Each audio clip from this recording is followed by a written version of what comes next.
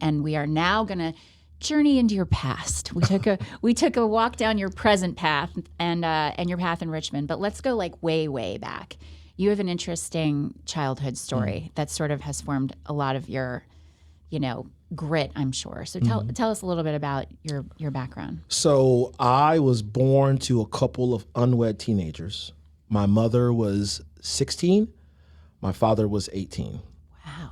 And I always remind people that it was my grandmother who intervened in my life.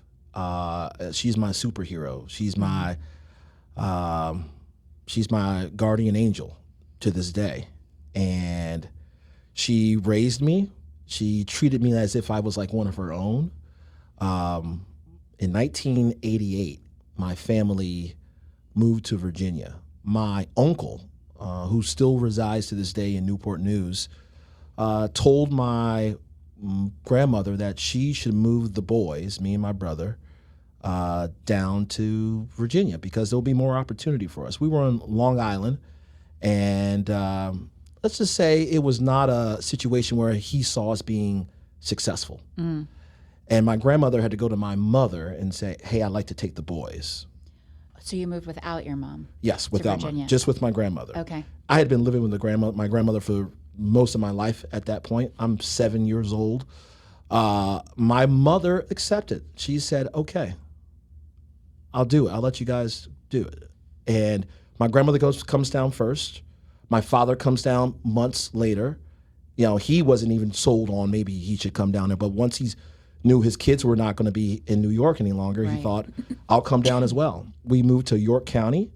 I grew up in Yorktown. And I'll admit it was a shell shock for me because in my first year of going to school, public education, I went to an all-black, school, elementary school when I was in first grade. And then I get here, and I'm kind of dropped into a place where I'm like the only...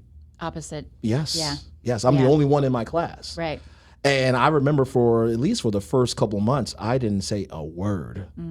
I was essentially... It's hard to believe. Yeah, it's very true, yeah. Just kidding. I didn't say a word. Yeah, I know it's hard to believe now, yeah. But, more and more, you become more comfortable. I was able to make a lot of friends, and the teachers were great. And then my father recognized that the school district I was in, York County, was one of the better school divisions in the Commonwealth. And at times, he wanted to move to Newport News and Hampton. And he would ask us, he would say, do y'all want to move with me to Newport News and Hampton? We are his sons. And we were like, we don't want to do that. We don't want to leave grandma either. And he recognized we were very close to our grandmother. And my grandmother was like my mother. And all this time, your mother is still in New Long York. Island. Okay. Yeah.